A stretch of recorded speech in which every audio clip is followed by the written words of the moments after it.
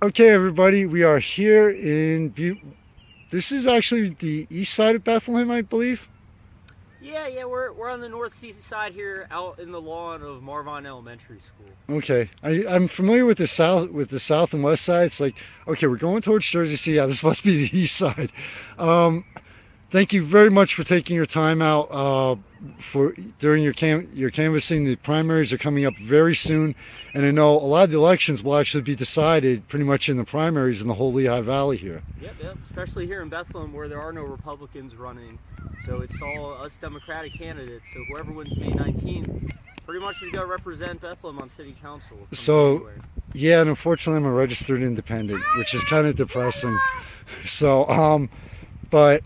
Now, Michael, we actually talked a little bit, and I thank you very much for letting me, give me some personal information about yourself. This is pretty much like in the Nickelback song "Photograph." This is where you grew up, literally. Yeah, I grew up just a few blocks from here, from the old Marvine Elementary School. Where I'm sitting now is where the old school used to stand. That's where I went to elementary school. Lived with my grandparents just over here on Fairmount Street up until the years I was going into high school. Now they've built in construction that the school district has done a more modern school, which is over here to my left. But this was my neighborhood. It was these fields here where I spent my time playing on playgrounds like this all through my youth. Okay, which means that because of you didn't move here from another section of the city or anything, this gives you even more of a reason to run for city council, not just from the, okay, well, I think I can make changes on city council and run for city council, but a more personal and personal history reason to try to make changes, and the city overall a better place. Yeah, well, Mike, we're all in this together. This is something I'm very big on and believe in. And it doesn't matter if you're from South Bethlehem, North Bethlehem, West Bethlehem, you live in Edinburgh Manor, public housing. We all share the space, and I like to think that through hard work and education, I've become a good candidate. And one of the things that I want to show is to any young people, just get involved. Start showing up. Show up to school, show up to work, show up to some community service projects, and you could be a council candidate someday. I'm not special. I'm just someone who had a lot of good encouragement and worked hard and trying to do the right thing. Okay, well, even with I do my best thinking on the fly. Okay. So, that's why I say we have a conversation, because I'll come up with questions that you answer, and I'll think of something. Even if you're not a registered voter, though, even going to city council meeting, you could still, after the meeting's over, you can still talk to the city council and the mayor, your politicians, and say, hey, look, I'm not, I'm 16 or whatever, but this is what I think needs to be done, etc. Like, you hit the nail right on the head. So in the primary, only Democrats could vote for me. But I'm not in this just to serve Democrats. I'm in this to serve everybody that lives in Bethlehem. And anyone can come on out to a council meeting. They're the first and third Tuesday every month, 7 p.m. in Town Hall. Thank you for reminding me. Yes, sir. Anyone can come out. You get 5 minutes at the end of every meeting for public comment, where all 7 members of council sit there and will listen to what you have to say. And part of a responsive government is you need something to respond to. I find one of the things when elected I hope to do is try to get more people out to these meetings, because attendance is scarce, and more people know what's going on and get involved. Because again, independent, Republican, Democrat, voter, non-voter, you can still positively impact your community and even your local government by just showing up, talking to your elected officials, letting people know what's going on in your neighborhood, in your family, on your street. Okay. Now this leads into my next question, where up until the last election, I was like a majority of people. You know what? What I say doesn't matter.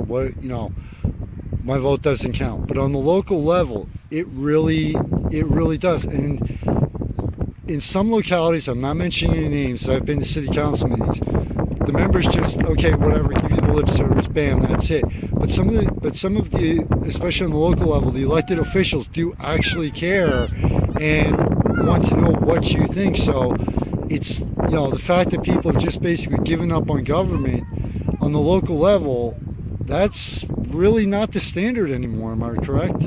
People should be getting more involved in the local level than anything. Too often in the news, all you see is DC and Harrisburg. Well, it's a big country, it's a big commonwealth. But here in the city, you can make change right here where you live in your neighborhood by getting involved on the local level, by paying attention to what's going on, reaching out to your elected officials, talking to members of council, the mayor, whoever it would be. And I encourage people, rather than drop out of the system, when you feel discouraged, you should be getting more involved in the system. That's the way to do it. And we get very active people here in the city. It's nice to see. Yeah, and actually Bethlehem is a fairly large city, and I can pretty much tell by the city council, and I actually did a pleasure of interviewing Mayor Donchez, where the city government will listen to you as long as you keep it intelligent and respectful. I've been to a city council meeting a couple of years ago in another location in the Lehigh Valley where, I mean, the council was very respectful to everybody, but it was a very volatile issue to begin with. All these people show up and they're screaming at city council, and it's like, well, tone it down, keep it calm, keep it respectful, show them the respect they will show you. And it seems like the Bethlehem city government is very responsive to that. Well, we have to be civil with each other. That's a very important thing. You don't change many minds by yelling at somebody. But that said, come forward with an opinion. One of my biggest things is people can reach out to me, ask me a question, I'll give you the answer.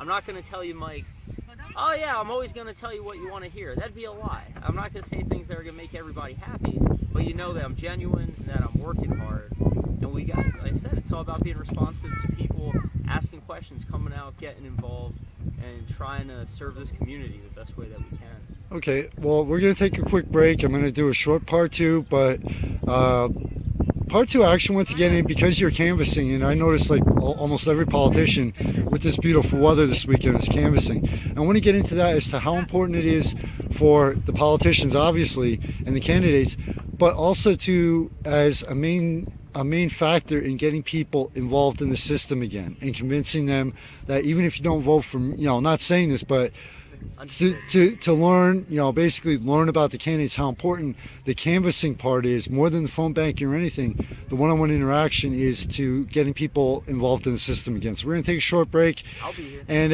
everybody knows, if you've seen any of my interviews, I'm an author. I'm sadistic. I love to leave a perfect cliffhanger.